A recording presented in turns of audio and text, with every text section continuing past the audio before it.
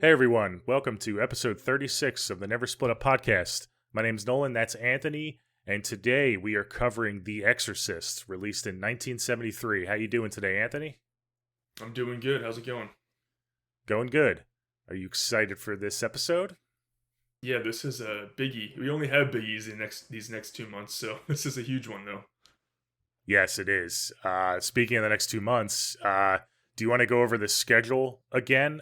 So we covered Saw, the original Saw, released in 2004 last week. Everyone go check that out because we wanted to get that out before, obviously, Saw X comes out. We're also doing next week we're doing a Saw franchise ranking.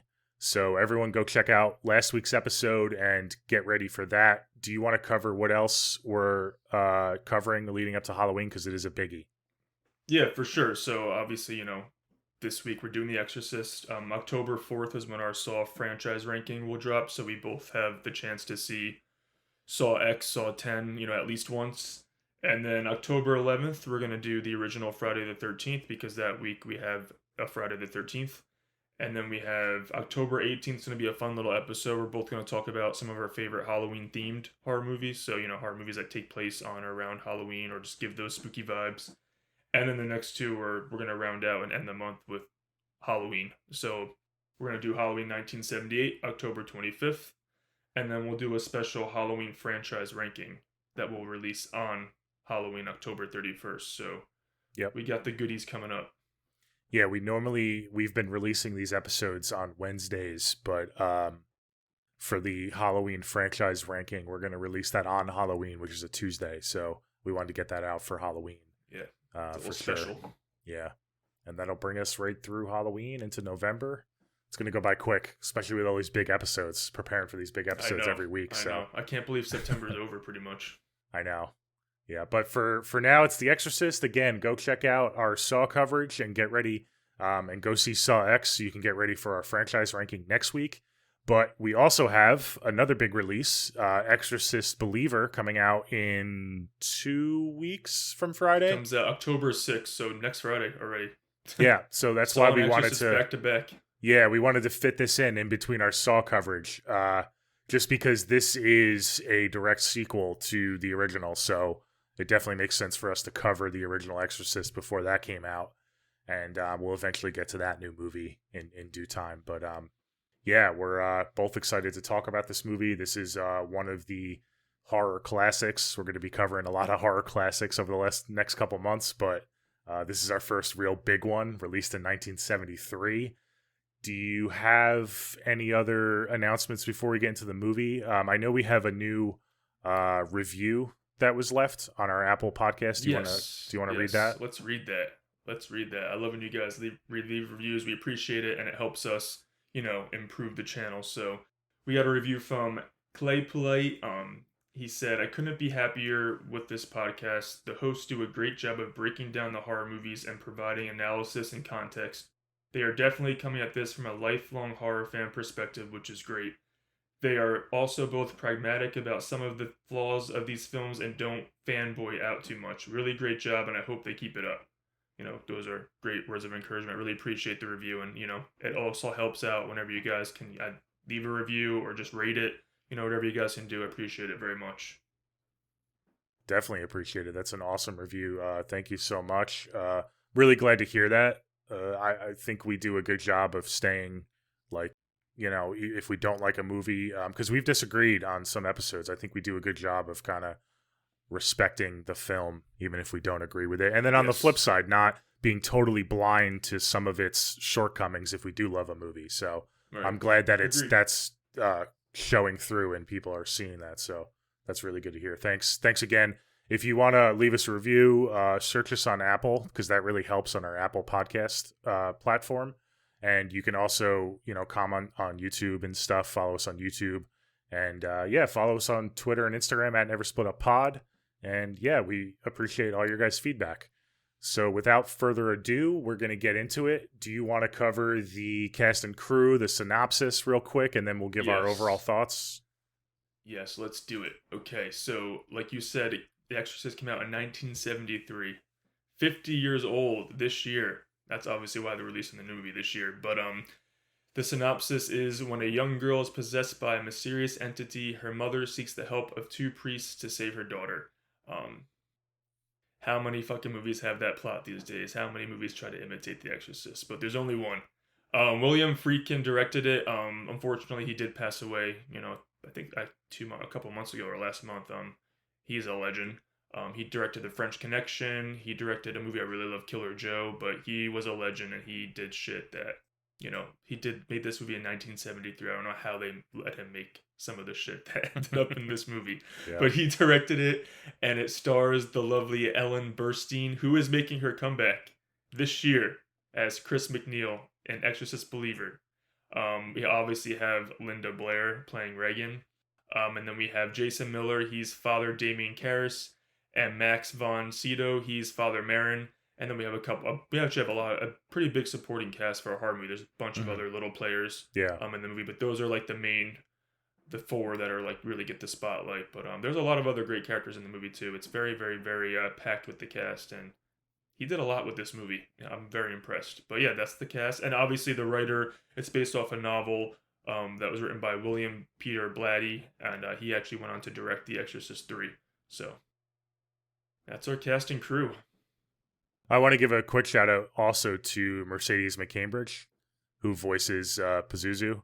She does an awesome job getting that demonic voice to work. I mean, awesome voice acting. So shout out to her as well. But yeah, we actually have a pretty decent cast, pretty big cast. All right. Did you cover?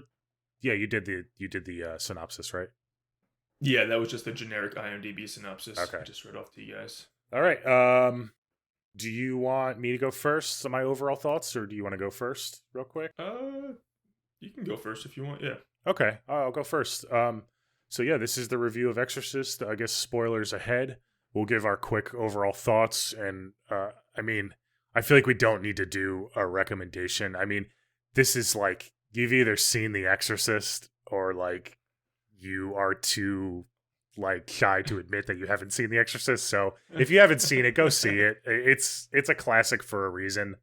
So I definitely recommend it. Obviously, you recommend it too. But my overall thoughts are, this movie is funny because if by chance someone hasn't seen this falls into like a typical trope with older movies, especially for me, because I have a lot of older horror movies that I love that are classics that maybe not everyone has seen that aren't into horror. Like, for example, like The Shining, The Exorcist is one of them. And for a new viewer who hasn't seen them at all, you go into it and you're like, okay, especially with The Exorcist, I could see someone just being like, okay, this is like a good movie. I don't really understand why it's so crazy. But you have to like frame your mind of, this is 1973. And the filming techniques that were done and the performances and like everything, the more you watch this movie, I think the more you appreciate it, especially going back and watching it as an older movie. We obviously weren't born in, we weren't alive in the 70s, but I can only imagine people seeing this for the first time, like in theaters and stuff.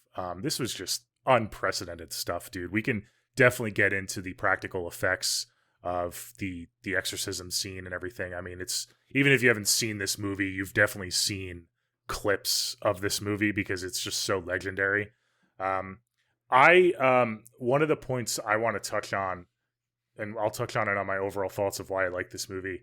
I like how it doesn't just focus on the family that's being possessed. It doesn't just focus on Reagan and her mother. We also have other POV characters. Obviously, Karras is the other main POV, and I like even in the opening scenes we get Marin. That's a pretty long sequence. When I watched it back, I didn't remember how long it was, but that's like a good 10-minute like opening sequence that you really see him in Iraq and stuff. So I like how it has these different vantage points, and then they kind of all come together in the third act. I think it makes it really effective. You don't really see that too often, especially nowadays. Like the trope with exorcism and possession movies is it kind of follows the family, and then you bring in the priest at the end, but he's really not a character until he's brought in. Does that make sense? I like how they focus on Karis in particular, and he's a main character before he ever meets the family. I think that's a strong point of the movie. I have some nitpicks, and it sucks nitpicking a movie like this, a classic movie like this, but I wouldn't be honest with myself if I didn't bring them up, and I'll save that for when we get into it. But I Okay. really like this movie a lot. It's going to be really tough for me to rank this movie when we do our rankings at the end, when we do our score, because it is so important to the horror genre, and it's well acted. It's you mentioned, what's the director's name again? William Friedkin. He directed the shit out of this movie. Like the techniques he used and the directing techniques are so good. All the performances are good. The setting is cool. I like the college campus setting. I think it works for this. I think it wouldn't have worked if it wouldn't have worked as well if it was more isolated. I like how it's like in the middle of a college campus. For some reason, it just makes it like creepier to me. Yeah, I like this movie a lot. It's The Exorcist. I mean, I recommend it. Go ahead. It's The Exorcist. Watch it. Yeah. I wish that I can go in a time machine to 1973 and see the people lining up to see this movie for the first time and watching them pass out and throw up and do all this shit, because the shit that's in this movie, there's some scenes that are still so disturbing in 2023, and that's something. I mean, this is a 50-year-old movie.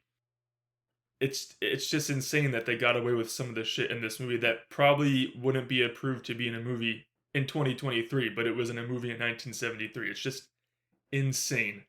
This movie is I mean, it's a classic. It's one of the greats. It's one of the most important films in horror cinema and one of the most important films in cinema in general.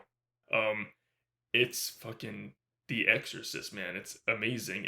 There's a reason why every time you watch an Exorcist movie, like, oh, it's just a cheap imitation of The Exorcist. It's because there's only one. There's only one. It's just The Exorcist. No, there is one other exorcism movie that is right up there with this, but we'll save that for another day. But it's just there's no movie that's gonna live up to this. So that's why people always say, oh, they always try to imitate it. It's kind of like what Halloween did for slashers in the 80s, The Exorcist did for all the possession movies that followed. Like everyone wanted to be the next Halloween. Every possession movie wanted to be the next Exorcist. I love this movie. I remember when I was little, like I obviously was not sheltered, or I wasn't like, kept away from horror. I was been watching horror since I was 3. And this was the one that my parents were like, you gotta wait a little bit longer to watch this one. We gotta keep you away from it a little bit longer. I was still, I mean, them saying a little bit longer, I was probably like maybe 10, Yeah. maybe 10 when I watched it. But for them, Yeah. that was waiting a little bit longer, because there's a couple of scenes that are like, oh, okay. And the dialogue is just disturbing as fuck. It's so disturbing. I like what you said, how it came, they really went at this movie from different perspectives and different aspects. I also think that's its strength. And I actually really love that it is a slow burn, because I know Reagan and Linda Blair gets all of the praise, which she should. She's fucking awesome in this movie. But to me, the heart and soul of this movie is Ellen Burstyn as Chris and Father Karras. I think them two are the heart and soul of the movie. That's why I'm so excited that Chris McNeil's coming back in this one, because I really think that we're rooting for her, and we're through her POV the whole entire movie. She's the one who's really going through it. And I just love that the first, 20, 25 minutes are really showing us that mother-daughter relationship, so really attached to them. And on the flip side, we see Father Karras is a really tragic character in this movie. I always get upset when he comes to his conclusion. Mm. But on the flip side, we also get to see his relationship with his mom, how he's really wants to get transferred to New York and get out of this so he can go be with his mom, for her in her elderly years. It's heartbreaking stuff, but I like that we see all of these relationships forming before shit hits the fan, because it just makes us care about all the shit that's going on even more, which makes it obviously more terrifying because we're attached to these people. And that's what I think William Friedkin really realized is what's going to get people, screaming and throwing up and passing out back in 1970s, that these aren't people who we don't care about. We actually care about what's happening. And, this poor mom just wants her daughter back. It's really, it's actually pretty heartbreaking stuff. And some of that shit, I'm a freak when it comes to, I don't know why, but I have that syndrome when I get freaked out when I go to the doctors. And all these doctor scenes in this movie, ugh, they disturb me every time Reagan goes to the doctors. I just want to first of all, I want to punch the doctor in the face because he's an idiot. But I just get disturbed. And yeah, man, there's like a couple scenes in this movie. Specifically one with Chris and Reagan in the bedroom. It's just every time I'm like, how the fuck is this on film right now? Yeah. It's just fucking insane. I just love how every time the camera is approaching that bedroom, you're like, what the fuck is gonna happen the next time that bedroom door opens? Yeah. I love it. Yeah, I love it. I want to get into it a little bit, but that's just a brief. It's a classic. It's iconic. I love it so much, and it'll be talked about until the end of time. You know, this movie is part of film history, and it will remain that way forever. So yeah, guys, obviously, if you're watching us, if you haven't seen The Exorcist, then you're not a horror fan. I mean, you got to see The Exorcist if you're a horror fan.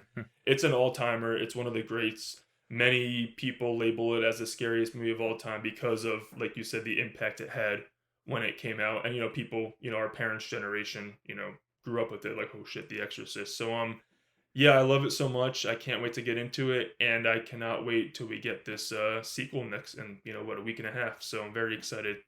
Exorcist is coming back. So yeah, this is an awesome movie. It's great. I love it. All-timer. That might be the title to our episode. How did they get away with this movie?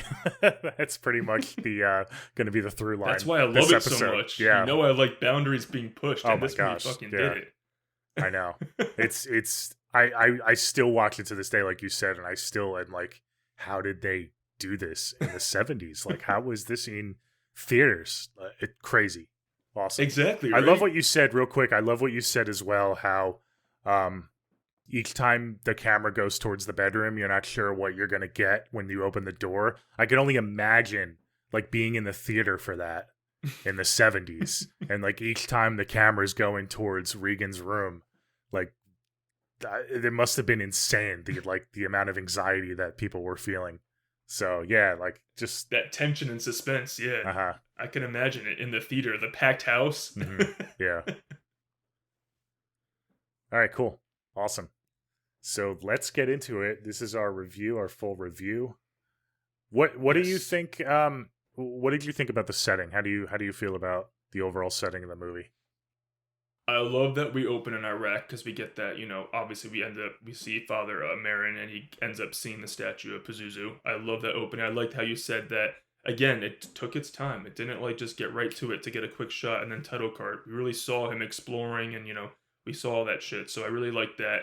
And I like that it takes place in DC and Georgetown. I really like that I like that they did something different, and it's not like a typical suburban mom. She's a famous she's a celebrity. She's an actress. She's filming a movie. Yeah. And she's friends with the director, who is, you know, has a important role in the movie because something happens to the director Burke in the movie. But I like that it takes place in Georgetown and like that college vibe. Obviously, we see when she wants to walk home after set one day that there's leaves falling and there's kids dressed up, so it's around Halloween time, obviously, too. So I love that vibe.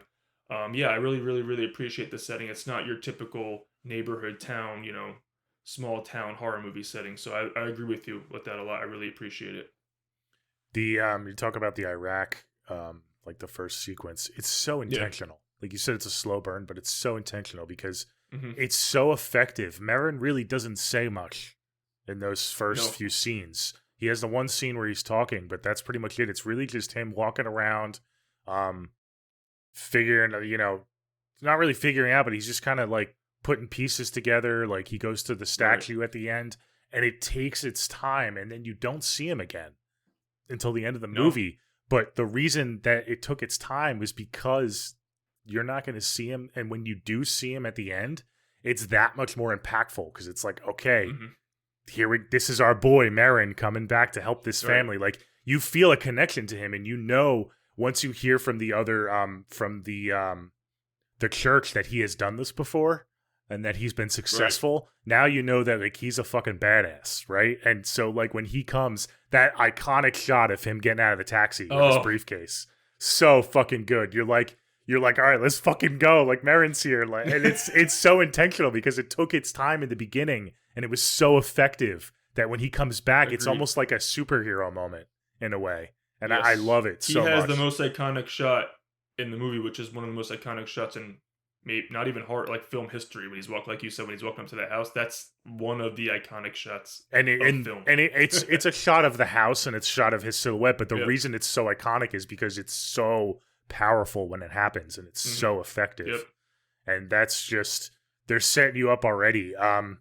So we both really like that. I like Georgetown too. I love how, like you said, it's not like a typical, family moves into a new house and the house is haunted. Right. Like, she's on set for a movie and she's well off. She has a staff, like it's not like Right. she's I down like on that her she's luck. a single mom too. Single It's mom, not like yeah. it's just her and her daughter with their staff. Mm-hmm.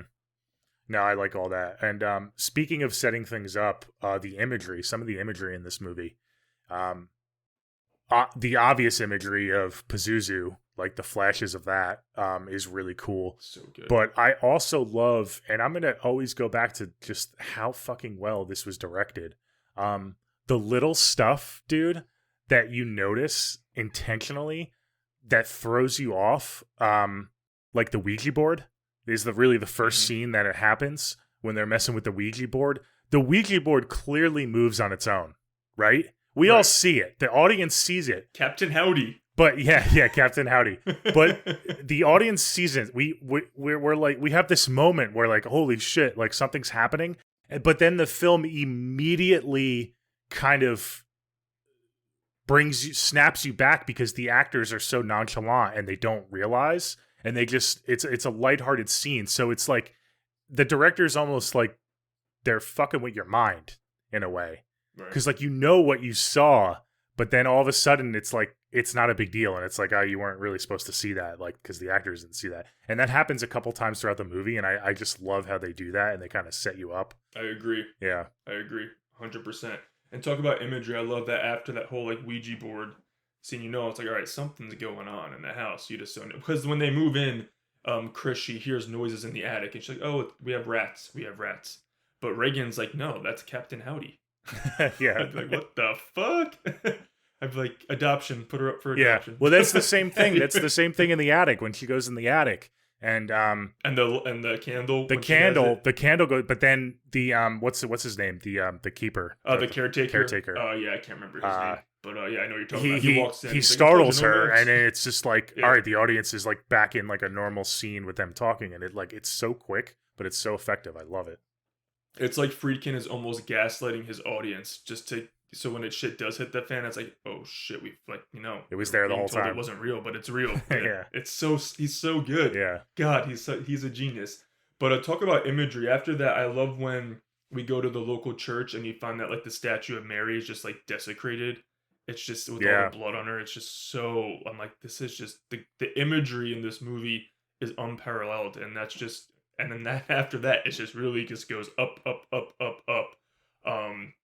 To the point, I love the scene when she hosts the party too. Like that's when like, oh no, this poor girl. Another reason this setting works so well at Georgetown is because it's a Catholic setting. So you get those priests that are naturally kind of nothing's forced. Like you don't get like no, not at all. The stupid it's not cringe. It's not you don't get the stupid like exposition dump or like the mother finds the expert and then they call this random priest. It's all intertwined. Oh, and it's so perfect. Yeah, I love that a lot. Yeah. And you see, because when she's walking home that day from set, she even like walks by Father Karras. He's just right on the lot with the church. They kind of interact, but they don't. They look at each other. Like you said, it's all intertwined. They're all present, and they're all main players in the movie. It's not just like, Chris calls the generic priest to come to the house, and your daughter's possessed. So it's not like how every movie after The Exorcist did it. It's natural. That's why I think this movie works more than the 80,000 exorcism movies following this, is because it's all natural and the characters feel like actual people, including the priest. It's not cringy at all. You mentioned that the heart and soul of this movie is Chris and Karras. I want to talk about Chris. I like how she is not spiritual, not religious. We've seen that before. I mean, this is the first to do it because this was the first of everything. Right. But that is common. But what's not common is the reason I think she's the heart and soul and that we root for her is she goes to all the doctors. She gives them their fair shot, but she knows that like something's going on with her daughter and she fights for her daughter. Right. And even though she's not religious and spiritual, because she does have a little pushback when they initially they have her in like that boardroom meeting, that one scene Right. where the doctors like they don't want to say it, but they're kind of saying it, like maybe Right. it's something spiritual going on. She does push Right. back a little, but then she comes to her senses pretty quickly, I feel like, and she starts fighting for her daughter and realizing that's not her daughter. Like, no, it's not just split personality. Like, something's wrong with my Right. daughter. And I like how we go from her not being religious at all to kind of just not even flipping, but just opening her mind and kind of trusting that it could be something that she doesn't understand. I really Right. thought that was done really effectively, and that's what makes us love her a lot. I agree. That scene that you're talking about in the boardroom, she's like, "Oh, so you tell me I should take my daughter to a witch doctor?" Like she's not Yeah, into it yet. yeah, And then after she realizes, actually, these people are. First of all, let's just talk about the doctor scenes because that doctor, I hate him so much. He's first of all, let's talk about this movie introduced so many tropes. Obviously the supernatural possession tropes, but it also introduced the trope of gaslighting. I feel like in horror because all of these people are like the doctor's like the problem is not in your daughter's bed, it's in her brain. Because she's like, the whole bed was shaking. I saw it. It's like it's not fucking. I'm not crazy too. And he's like, the problem's not her bed, it's her brain. I'd be like, motherfucker. You yeah. asshole. So she's getting. I mean, this and Rosemary's Baby, like definitely like Mhm. introduced gaslighting 101 to horror. Yeah, But this also introduced the trope of when you see in all these. I wouldn't even say just supernatural possession movies, just movies in general. The whole mental verse, is it actually happening, mhm. or supernatural, or is there actually a killer? You usually see it with like the main protagonist, who's most of the time a female. When everyone's like, no, that didn't happen, they like shush her, and then until it's too late when shit hits the fan. Yep. That's a trope that's in like 95% of horror movies, and that's what happens in this movie. But this is one of the first to do it, so it really did introduce a lot of the tropes for this kind of movie, just like Halloween and Black Christmas did for the slasher. So it did so much. But yeah, I hate those doctors, the way they talk to her. And when she's to the point where she's like, no, like my daughter, like there's something wrong with her. And they're like, no, it's just her brain. Or the beginning when he's like, just give her some Ritalin. She's like, should she see a psychiatrist? She's like, no, don't worry about it. I'm like, at least take her to a psychiatrist in the beginning. Shit, she's fucking like cursing nonstop. The mom says she's never done that. She's acting out like, but the doctor's like, no, just give her some pills. Unfortunately, some of that shit hasn't changed 50 years later in the medical field. But I just love how it's so smart, but you're always rooting for Chris because she knows at the end of the day, like, that's not my daughter. Like, my daughter needs my help, and I'm going to be her voice, and I'm going to advocate for her. So I agree 100% with all of that. And I just think the doctor scenes are so intense with Reagan when they do that test and they put the thing in her neck and the blood just shooting out. It gets me every time, Yeah, that scene. yeah. I hate it. I hate it. Chris is such a strong female character, protagonist, heroine, whatever you want to call her, because she's being gaslit so much. But she bends, but she doesn't break, and she doesn't bend a lot. She Right. really sticks up for her daughter. And she, like you said, the bed scene, which they're trying to describe. No, it's in her. She's like, no, I saw it with my own eyes, doctor. Like Right. she does not get gaslit very easily, and I think that's Right. great to have in like a main protagonist character. I never understood why a lot of horror movies in particular, they let their leads get so manipulated. I guess it's Right. intentional to make us like scream at the TV, but I always like a strong character that kind of like stays, Right. you know. I know what you're saying because in a lot of these movies, like the protagonist ends up questioning their own sanity because they're being gaslit, but Chris never does. No. She might have like pushed back a little bit, like you said, on the possession part in the beginning, but she always stays true to like what she sees is going on. She never questions her own sanity, which I think is also, I mean, she's a badass. That's another plus to her character. And I love the flip side where you have Karis, who when she does finally go to him, he has pushback on doing. When she's all for it, he has a little bit of pushback on doing Yeah. the Oh exorcism yeah. because he doesn't want to get into that. He's like, I don't know, I don't want to do it, because he's been through it. He's like, I don't want to put someone through that if they don't have to. And she's just like, so you're telling me to go back to the doctors? The doctors are telling me to go to you. She's like, what am I supposed to do to save my daughter? Mhm. And then obviously he comes and sees like, oh shit, she's just a fucking exorcist. Yeah. But I really love that scene because it's a powerful moment between both of them because you know that he has been through so much trauma too, and I love his character so much. People don't talk about him enough. Mhm. I want to make sure we give him the kudos. like I said, he's the other heart of the movie, and it's, it's very tragic how his story ends. And I just, the whole movie, I'm just like, he's trying to do good by his mom, and then that doesn't work out. His mom almost blames him for where she ends up before she dies. And then at the end, he's getting tormented by this demon, with his mom. And then we're gonna skip around, but I just love at the end, he pretty much like, he sacrifices himself for someone who he's never met, like pre-possession. Like Mhm. he just does it out of the good of his heart. And when he says "take me," it's just so powerful. And then I love it. It's just, he's a great character that that does not get talked about enough. And he literally saves the day. He's the hero of the movie. For sure. And this movie, it's so hard to ride that line with juggling these main characters, because they could have easily just went all in on Karras and made it his POV Mm. and made it a possession movie where they follow this priest and they meet the family. Or they could have went the other way. Like I was saying before, they could have made it all about the family. But the fact that they blend these two stories together so perfectly, I totally agree. I don't think Karras gets talked about enough. Because like, Linda Blair's performance and everything, like obviously that's gonna be talked about. But his It's character, the showy role. I think his character adds a layer to this movie that really, when people say The Exorcist is still good to this day and it stands the test of time, I think his arc and his story is really the main reason that sets this movie apart from a lot of generic cookie cutter exorcism movies. Agreed, It's 100%. yeah, like you said, it's the heart and soul.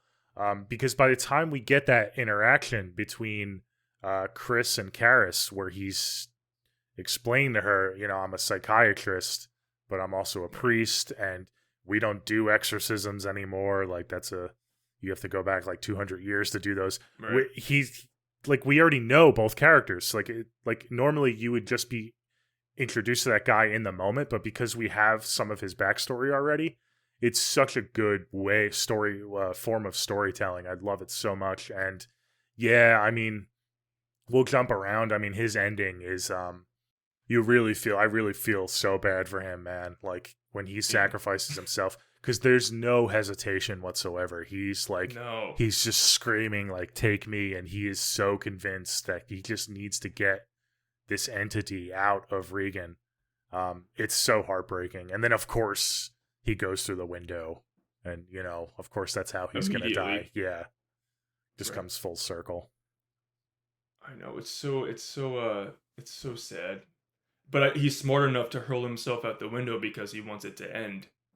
Obviously, if you go to this, when you get to Exorcist 3, it doesn't end. But he does that on purpose, but to do that. And then it's so sad. I always get like so emotional when Father Dyer, he goes out and he like reads him his last rites because he's not dead. He didn't get a quick death. He's suffering. Yeah, He's still moving that's after he right. fell down. Oh, don't remind me. Like, and he's getting read his. I know he's getting read his last rites. I'm like, this is just like, Yeah, that's fucked this up. guy did so much. I even feel my heart breaks when he goes to see his mom before she dies. Like, I mean, it's an icon. It's like, why you do this to me, Dimmy? And you just see his eye. I'm just like, this poor guy. Like, he's getting blamed I know. for everything when he just wants to be a good person and know. help people. I'm like, this is horrible. So yeah, he is the MVP and he's a hero in this movie. And I do get upset when he because I know it's hard, but at the end when he lets the demon Pazuzu like get to him a little bit with the mom. I mean, how can you not? Because she does the voice and all that, and she really torments him. But it's so heartbreaking. So heartbreaking. It is. And you him. cut him a little slack because you kind of see his arc throughout the movie, so you understand why it gets to him. Right. Yeah. Right. I love at the party. I know. Yeah, I mean, to kick off when shit hits the fan, I would say it's the party scene when Chris is having all the film people and everyone over. First of all, the priests in this movie are so fucking cool, going to bars and drinking and shit. I'm like, yeah, they feel like real people. Yeah, they're smoking cigarettes. They don't feel like characters. Yeah, they don't feel like characters, like the typical like cookie cutter. So I love that they feel like actual people. But anyway, the party scene when she has people over and the director Burke, I love how they establish that he's a drunk in that scene, because obviously when he dies, when he comes back to watch Regan, when what's her name, Sharon, the house, whatever, the woman who her assistant or whatever, like leaves to go get Regan's medicine, when they're like, oh my god, Burke died, he like fell out a window, you're like, but they establish that he's a drunk, so they first say that oh, he fell, he was drunk, but that fucking Regan killed him. And I love when they describe that like his head was twisted around and all that shit. It's Oh yeah. so fucking gnarly and good. But that's when Reagan comes down to the party and she's like, you're going to die up there. After that scene, it's pretty much just like shit hitting the fan right after that. It's so fucking good.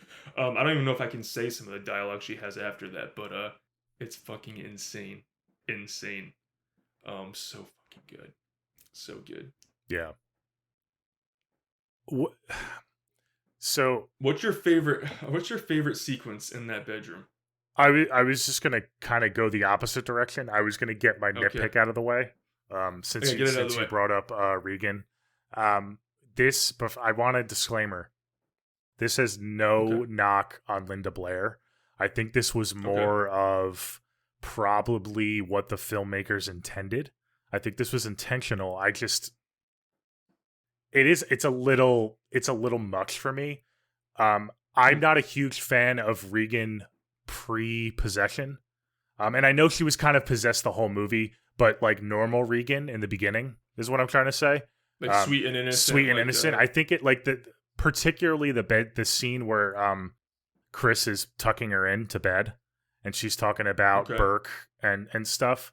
Hmm. She's I know this is Oh, what she's saying? Are intentional. you with Burke? Like, are you like hooking up with It's Burke? just Pretty much, the she's line insinuating. delivery and the way that she's Okay. portraying this girl.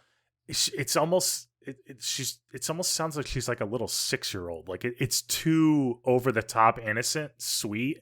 And I know that was probably Okay. intentional because you get the obviously the flip of the coin when she's possessed. But Right. to me, it's a little overboard, and it's always bothered me. I just wish that they let her naturally do those scenes, and I Okay. feel like it's a little forced. Like they were telling her behind the scenes, like act super sweet and innocent and have like a higher pitched voice, because you could tell it's a Right. little forced. I don't know how you feel about I that. think you said it right there. I think it's because I know what you're saying. I think what is she supposed to be 12 years old in the movie? But I think they were just trying to show us her pure innocence. For sure. Yeah. Because when you got into the crazy, they're like this is not this is not this innocent girl. Yeah. This is fucking crazy. But I know what you're saying. She's very like high pitched and mommy, are you kissing Bert? Like like shit Yeah. like that. Like stuff like that. I know what you're saying. But it doesn't bother me. But I could understand it being a nitpick at the same time. And again, it's that's the key word. It's a nitpick because I understand why they did it. It's to really drive home, like you Right. said, her innocence. So when she does flip, you do believe that she's possessed. I mean, like they Right. really wanted to make you Right. believe, but they could have just not forced it so much. That's really like my main. Like every time I watch this movie, like Okay. I almost want to fast forward that scene. It's just like, it's I don't know. Maybe I'm too nitpicky. I love the scene when Chris they go into the room and you see her fucking like she's like begging for help and she's like flipping back and forth on the bed. She was actually doing that. She broke her fucking back doing that. Linda Blair. Yeah, They put a contraption there. And I'm like, talk about practical yeah, right I there. know. Freaking yeah, he got pretty intense Yeah, in what that they set, put by like the way. He probably almost got in trouble. I don't know a what the fuck they spring or did, but something. she was screaming like for actual help. Yeah. She's like, help me, help me.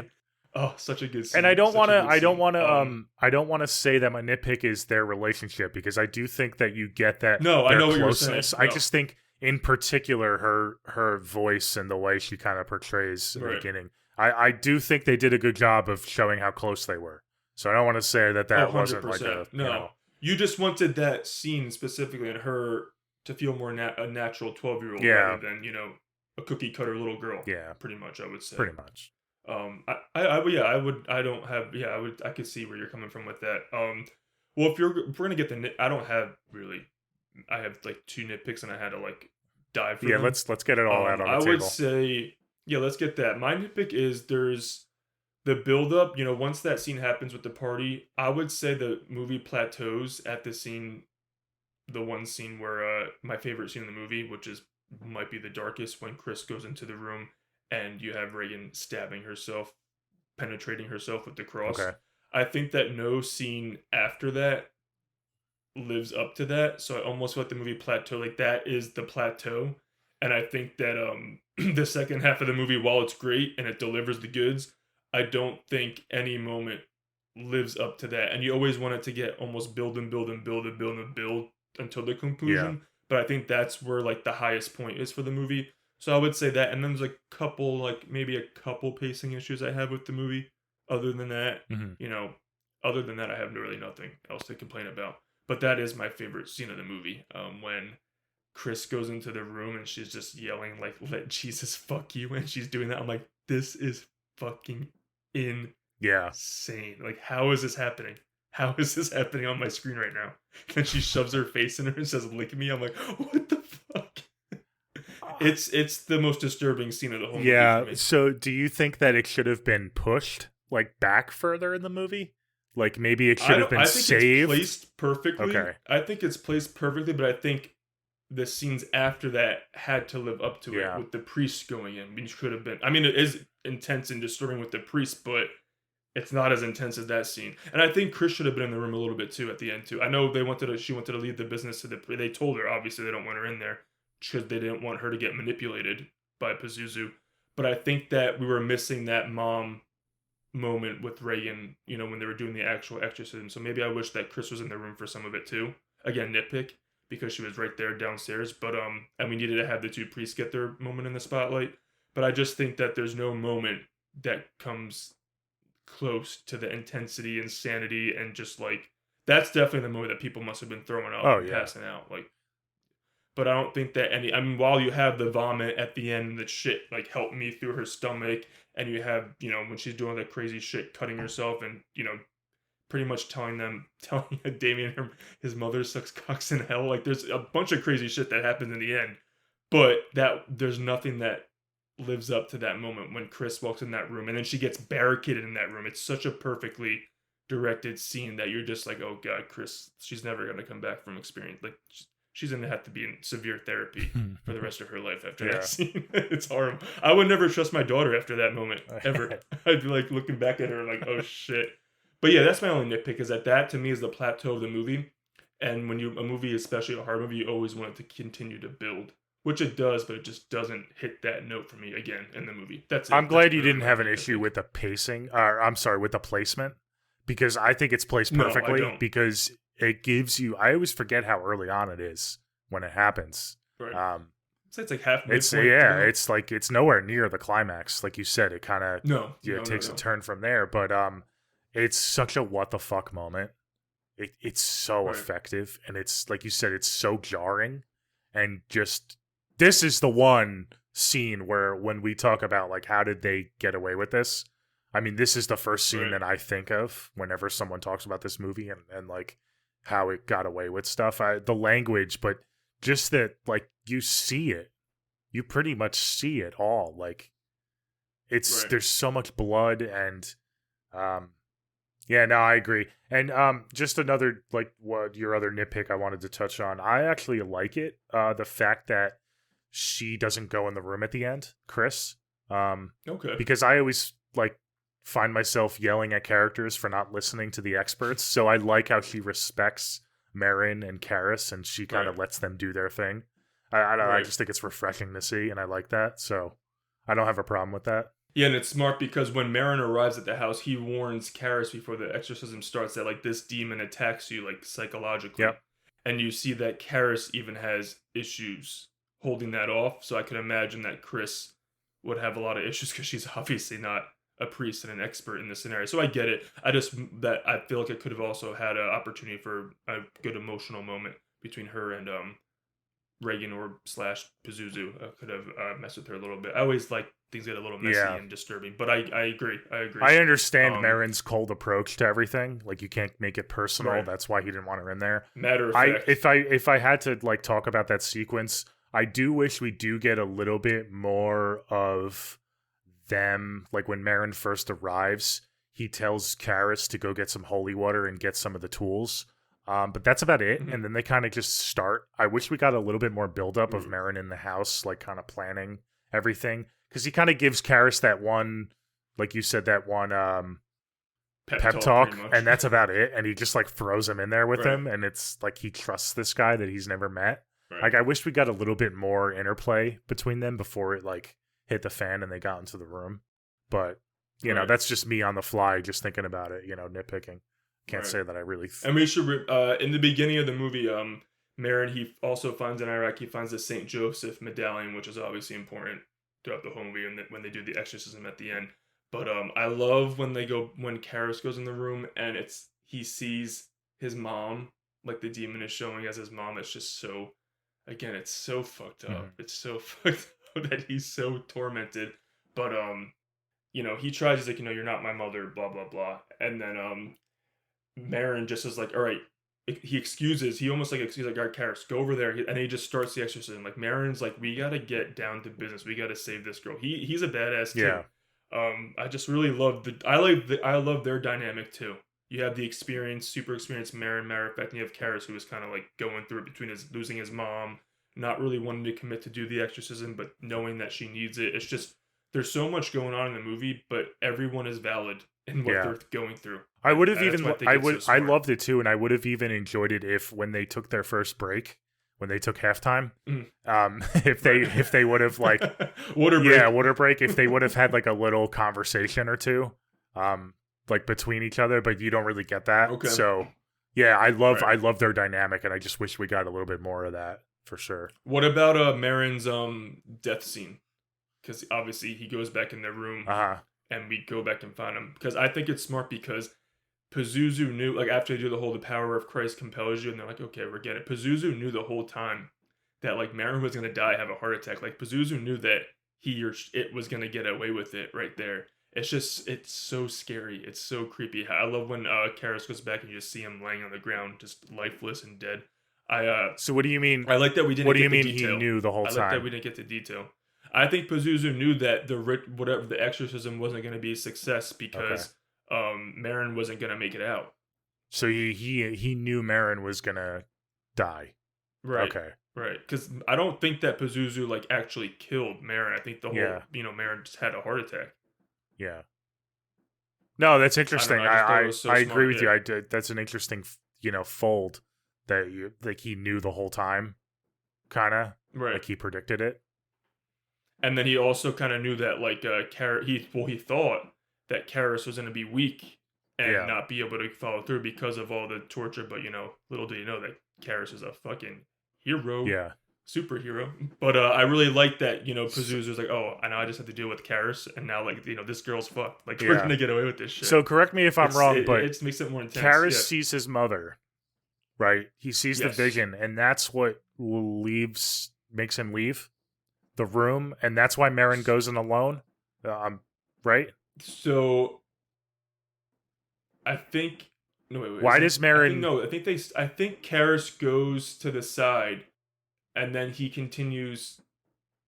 I think after that he excuses Karras, but then Karras doesn't leave for another second, and then I think Karras assures Chris, because that's when Karras ends up leaving, and he goes, Chris is like, is it done? And he's like, no. Yeah. But Marin she's like, goes in there by himself. He just yeets himself in there. Yes.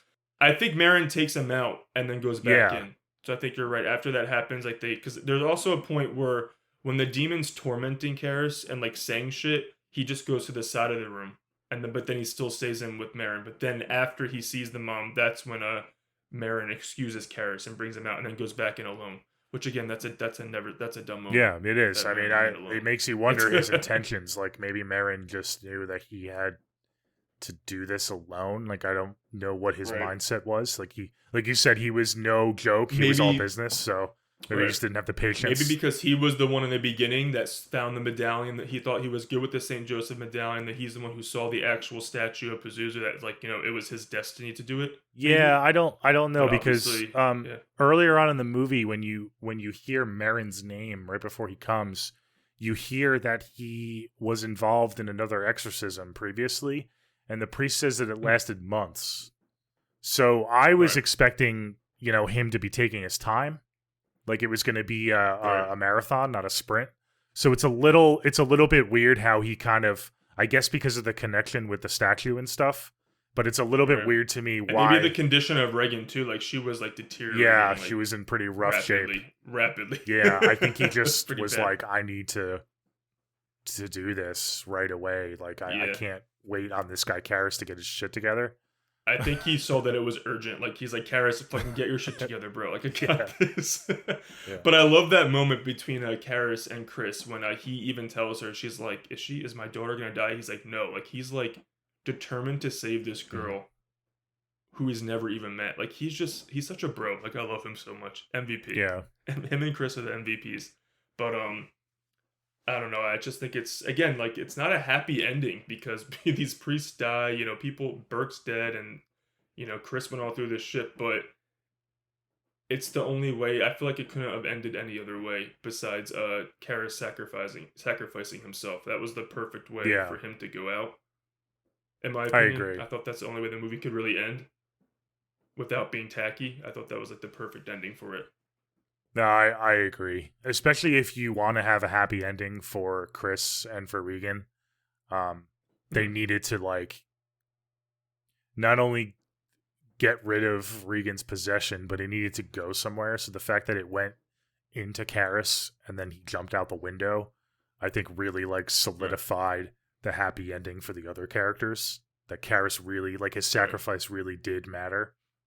I think it was And I good. even love like when Chris, like after obviously all that happens and she hears the commotion, they go upstairs. I love when Chris walks in.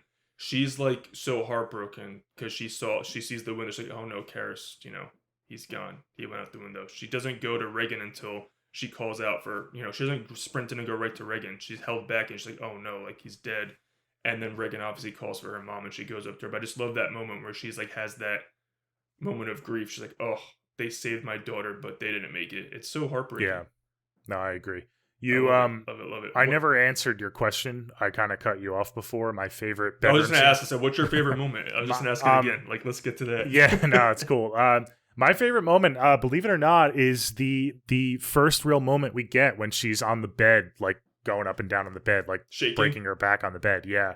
Um, Oh, okay, okay, okay. Not because it's the most intense. I mean, it is pretty intense. I will agree that the crucifix scene is way more intense and disturbing, but I love how Chris finds her, and there's no doubt about it that like the bed is moving on its own. So Mhm. I think I've talked about this before on the podcast that I don't like when characters get so easily gaslit. We talked about this in What Lies Beneath, how her character gets gaslit so easy in the first movie. The Mhm. first half of the movie. I like that scene because it solidifies her what she saw, like you said, as a witness. She never wavers on that. So not only is that scene Right. intense, but it kind of sets up the rest of the movie. Um, for me liking Chris's character. So that's kind of my favorite moment of Okay. Regan. I love the ending too. The ending is really cool. Like I said, you have the superhero Me too. moment of Marin, coming to save the day. Obviously, he doesn't make it, but the intensity and the weight of that climax, I think, is there. I kind of agree with you that it does kind of plateau with the crucifix in terms of like intensity and like what the fuckness, but I think the weight of everything at the end of the movie really Mhm. delivers because you care about all these characters. So I do like that a lot I too. agree. Yeah. Yeah, that's an important moment for Chris on the bed when she's slipping because she knows that Reagan can't speak for herself and advocate for Hmm. herself. She, and all these doctors are already gaslighting her, saying she just has issues. Like so I think it's important that Chris sees like, no, this is legit. Yeah. Like my daughter is flipping fucking back and forth in the bed, shaking everywhere. So yeah, I really think that's an important moment. Yeah, there's so many. I mean, talk about the lines in this movie. I don't know. Like I said, I already probably said too many lines that are gonna get us banned on YouTube. But the dialogue is just on another level in this Yeah. movie. Like, there's no exorcism movie has come like they push boundaries with that shit with what she's saying. Hmm. I'm just like, oh, Yeah. like what the hell? So yeah, that's important to The Exorcist. I think how graphic and dirty it gets in that area with the violent. It's Oh not yeah. even violent. It's just disturbing. Well, that once it can be violent, but it's just so disturbing. I think that this new movie needs to make sure that it lives up to that to separate itself from the thousands of other Yeah. exorcism movies and realize that like The Exorcist did not hold back in 73, so this one really can't either. So I'm just hoping that they realize that like it's about that, but it's also really about the characters, which I hope that they have these new characters live up to. No one's gonna live up to Linda Blair and Ellen Burstyn and and Father Carrot. There's only going to be one OG, but if they're half as good, then I think we might be in good hands. Um, so I'm nervous about it, but I just think that the reason this movie works is because of the holy shit moments and what it did in '73, but really because of all these characters that we just talked about. Like, there's so many good characters in this movie. It's not just one protagonist. We have several protagonists, and I love me a good protagonist. So I'm happy that we have quite a few in this movie. It's the reason this movie is still talked about 50 years is because they go there and the graphic nature of the dialogue. I mean, it has to be talked about, and it's the main thing that's talked about when people talk about this movie. It's just so visceral and so just unfiltered. It's crazy, man. It's insane. Anything else you want to? I mean, you can cover. You can show this movie to someone today for the first time who's seen a couple horror movies and all that shit. And they're like, holy shit, this is disturbing. Like no one's gonna watch that one scene and not be like, oh my god, should I be watching this? Like, yeah, it feels like a snuff film or something. Yeah, like it really does. Yeah, it's like I shouldn't be watching. And then you this realize right that it was so nominated for Academy Awards, and you're like, I wanted to talk about that. This was the first horror movie that first of all, fuck the Academy, because Psycho, Rosemary, there's so many horror movies that should have been nominated even before The Exorcist, but this is the horror movie that they couldn't deny, and it was nominated for 10 Academy Awards, including Best Picture, Best Actress, Best Supporting Actress, Best Director, all the above. But they couldn't even ignore it because this movie is just fucking something else. So it was a movie that kickstarted that, the Academy sometimes could appreciate horror. But yeah, it's a classic, dude. It was, like you said, it was the first case of the Academy just not being able to ignore the obvious technical achievement that was The Exorcist and horror. Yeah. And like you said, the film, just the directing alone, the achievement is astronomical, what he did. I don't know how he did it to this day. There's a documentary on Shudder, if you guys haven't watched, I think it's called Leap of Faith. Highly recommend it. It's all about William Friedkin, about the making of The Exorcist. It's insane. Does that refer to the studio? Because damn, what a leap of faith, because I know this went way over budget. There were so many problems on set that they got delayed so many times. So kudos to whoever funded this project. I don't know what studio it was or Warner Brothers, because damn, dude, Warner Brothers is fucking up now. They really put their trust though in this. So there was actually, like you said, that it was super trouble. They actually labeled it like a cursed set because a lot of crazy shit was happening. Linda Blair got hurt. Ellen Burstyn got hurt with the dresser scene when it fell over. But they went 3 times over budget. But the budget still ended up being $12 million, and it made over $450 million worldwide back in the day. So I think it was the highest grossing horror movie and the highest grossing R-rated horror movie until it came out. Really? So that was it was a couple years ago, so it stood the test of time for that long. And if you adjust it, then it's going to be the highest grossing horror movie of all time. It's like $1 billion. If you adjust it to today, which you can't because it's just not going to. No horror movie will ever beat that. But it was the highest grossing until it, which is pretty insane. Awesome. Cool. Anything else? The Exorcist. Yeah, that's. No, I'm just super, super, super happy whenever I get to rewatch this movie, because after I'm like, wow, this movie is still a ride, and I've seen it. So I grew up with it. The stories of my parents, oh my god, The Exorcist. My dad told the first time he saw it, in the theater, he freaked him out. This is his favorite movie, and it terrifies him to this day. It cracks me up. But I love watching it. I watched it the other night in the pitch black, and even some scenes I'm like, damn, this movie is fucking scary and creepy. It goes there. I just love that it goes there. That's the biggest compliment I can give to a horror movie. And this movie goes there. So I love it so much. And I'm really, really excited for David Gordon Green to have his shot at doing a different take on it. And you can tell even by the trailer. I know people talk shit because everyone's over legacy sequels at this point. But I get a vibe from the trailer. This one's going to be one of the better exorcism movies. It's not going to live up to the original because no movie is. But I think it'll be a worthy addition to the franchise. And I'm excited to see Chris back on the big screen. And, spoiler, wink, wink. Linda Blair will make an appearance as well, people. Let's not be stupid. Yeah, I know. She will be in the movie. I mean, it's gotta. I wonder how much they're gonna show Pazuzu. We didn't even talk about that. The quick flash of Pazuzu. Yes, I love it. It's so quick, and Did that work it never for you? comes back. I kind of wish we got cuts? a little more of it, but at the same time, I'm glad it's used sparingly, and we only get the quick quick flash, because Right. I love, again, we've talked about this before. One of my top 10 movies of last year was Incantation, and that is all Yes. visual and audio cues. Mhm. And I love that stuff. I think it really creeps me out. I think it could, if it Okay. was used more, I think it could have worked, particularly for me. But I don't Okay. mind how it was just used the one time. I think it was used effectively, and I mean, it stays with me even though it was just the one time. It's one of the things I think of visually when I think of this movie. So I think Yeah, it was it's done hard right. for I mean, me. I would always want more of Okay. that stuff, but I think it was done right.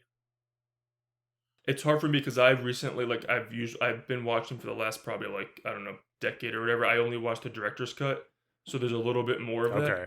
of the flash of his face. So it's a lot. Karis's dream. Chris has the flash behind her. You see a couple more flashes, so I really like it as well. But I also do. I think in the director's cut, it's done just enough. I wouldn't have wanted done Yeah. anymore. Um, so yeah, I do like that little face. It's a creepy face. It's an Yeah. iconic face. I wish I had. I have a Reagan animatronic, and I'm really bumming it and being lazy with my Halloween shit. But I was gonna try to have her behind me because she projects that face on the wall. Does So she? I I was didn't gonna know try that. to have that, but yeah, it projects Oh, the I face never knew behind her on that. the wall. So should have done that, but I was like, fuck, I didn't have to put her Yeah, you together. gotta whip that out. Yeah, that's cool. That's awesome. But yeah, You'll have to post it on our yeah. So Twitter The and Instagram. Exorcist, man. Yeah, I'll do that. Yeah, when I get it up, I'll post it. Um, but yeah, man. I mean, what can you say? This movie is one of the classics of the horror genre. Yeah, I mean, we've pretty much. I mean, we could talk for 3 hours about this movie. I know I can go on and I on and think on that about how was I think that iconic was a and good special it discussion, is. though. Um, I'm excited to get into our never split up moments. Do you want to get into those real quick? Uh, Yes, you won. What movie? Saw. You won Saw. yep, I won Saw. Thanks everyone for voting for our Saw poll. If you haven't checked that episode out, I highly recommend it. I think it was a good episode, and it'll kind of get you in the right mind frame for Saw X, because this movie does take place right after the original Saw. So timeline wise, Right. if you just watch the first Saw, I'm sure it'll have nods to the other sequels, especially 2 and maybe 3. But yeah, this takes place between Saw, the first Saw, and the second Saw, this new one. So go check out our review, get a little refresher of the movie. And again, thanks everyone for voting. I won, so I'll get to go first for my never split up moment. And for anyone new here, just real quick, we each pick a moment from a movie. We call it the never split up moment, where we think a character does something dumb that we don't agree with, and we're always like yelling at the TV. And it's just a fun little game we play, and we have people vote on their favorite moments. And yeah, that's about it. So I'm glad I went first because Let me just add to that. I want to add to that. We posted on our social media, but like Nolan and I, we can only post so many characters when describing what the moment is. So I think it's important that you guys actually like. I know you guys, watch it or don't watch it. It's important to actually watch or listen to the episode for context because I can only post so much of a description about the actual moment. yeah, So it helps if you guys listen to us describe why we picked it, if you can. yeah, for sure, it's a good disclaimer. And it sucks we can only post them for like a day. We can't post them for the week I anymore. know on But Instagram, yeah, what yeah, I yeah. what I I do know. do, and we're not getting a lot of votes on our Spotify, guys. If you listen to Spotify, you can that poll is open all week until the next episode, so you'll have more time to vote on the Spotify poll if you miss the Instagram or the Twitter poll. So definitely go on Spotify and vote there. But yeah, this is our never split up moment. I'm gonna go first. Let's hear I'm it. really happy because this is the big one for me. This is I know what this it is is. Marin. Yeah. I mean, Marin going back into the room by himself just again, I kind of touched on it. It's not really a nitpick, but I wish he said something. Like, I wish there was Like some alerted at least Karis or something. Like, hey, like even if he was speaking to himself to the camera, like I wish there was some context as to why. And I know you kind of helped me with this, like maybe her condition was warranted of it, so maybe he just felt the urgency. But he just yeets himself in there, and he like takes it upon himself to do this alone after he told Karis in the beginning that it's going to take the both of them to defeat this evil. He kind of just throws that all out the window. And I really like Marin. He's not in the movie a lot, and I feel for him. He's an old dude who's been around the block and has been around the world, and he's gonna die in some Georgetown apartment. Like, that fucking sucks, you know? So yeah, I'm gonna go with Marin yeeting himself back into the room. And once he was in there by himself, like you said, like Pazuzu, man, he had him right where he wanted him. And there was no saving him at that point. I'm happy that you that you chose this, because I just popped into my head. Do you think that, I mean, I could be reaching, but do you think that before he went back in the room, that maybe he wanted to wait, but maybe Pazuzu somehow, like, got into his head and alerted him, like, pulled him back into the room because Pazuzu knew that he was gonna die? It's Like, do you possible, think that yeah. like, what do you? Yeah, I think that it could be right. It would have been nice to see for the that. why of why he went in Yeah. there. Like, do you think that Pazuzu like did some sort of like, demonic shit to like get him in there to get that death over with? Or like did he really just be like, I have to go save this girl and get it over with? It could be. I lean more towards the latter maybe, because I think if it was that, they would have gave us some audio or visual cue. Okay. Maybe they would have showed Pazuzu like staring at the door, and then they could have cut back to Marin like feeling compelled to enter. I do love when Pazuzu. I don't love it because it's really sad, but when Pazuzu like giggles, he's actually dead on the floor. Yeah, I know. Karis goes back and like this. Yeah, fucking I know. Demon, It's so fucked up. No, it's possible. It's so anything's possible. We don't really get anything. Yeah, I was just talking out loud. I was just trying to like see what you thought. I was just thinking out loud because I was like, oh wow, I never thought about that. But yeah, I agree. Like, dude, like you need backup when you're dealing with Pazuzu, man. You need backup. For sure. Mine's gonna be not as extravagant as like in the possession. I'm really gonna choose, because I really fucking hate these doctors. I really hate them. I'm gonna choose the head doctor when he tells Chris that, like, the problem isn't your daughter's bed, it's in her brain. She's like, I saw it. The whole bed was shaking. The whole thing, it was moving. Like, she's like fucking like yelling at this dude, and he's just like, give her more Ritalin. I'm like, what the fuck are you talking about? Her bed was fucking shaking. A mental issue cannot cause your bed to shake. So, and especially because Chris saw it. It's not like Reagan was having a breakdown and like, it was like, oh mom, my bed was shaking. She literally saw it. So I just think that this is very, very, very, this gives doctors like a really bad rap in this movie. Like, he was gaslighting Chris for a good half of the movie when we could have probably sped things up a little bit longer. So I'm going to say that it's that moment specifically when she's like pleading, which like, I saw the whole thing was moving. She's like crying. And he's like, no, it's her brain. So I'm going to go with the doctor. The doctor does not listen to the mother of this tortured daughter. Yeah, that's my never split up moment. It's so stupid. I hate him. I wish he did get brought to the house because he gave her the injection, but I wish he got brought back again. I wish Pazuzu took him out. All right, cool. Good moment, yeah. So that's mine. Good unique moment. All right, awesome. So yeah, please vote in our poll. It's going to be on Twitter and Instagram. Look out for that, so follow us there. And it's also, again, on Spotify. You can vote for that all week once this releases. And that's about it for that. We're going to get into our scores now. This should be fun. Who's going first? I'm nervous. I guess I won, so matter. I get to pick. Yes, pick. I know my score. I'm pretty confident in it, but did I go first last week? I went second. Okay, I'll go first. I'll go first. Yeah. I'll start us off. Man, this is a tough one. We've gone through this, or I've gone through this before. One of our earlier episodes last year was Black Christmas, the original Black Christmas, and I'm kind of in the same predicament here. What Black Christmas did in terms of breaking boundaries for the slasher genre, and I know we talk about Halloween kind of perfected it, but Black Christmas is so important to that genre. The Exorcist is equally as, if not more important, to the exorcism genre, pretty much. So I have to include that in my ranking, and it's gonna bump up my ranking. It's gonna bump it up at least like a half a point.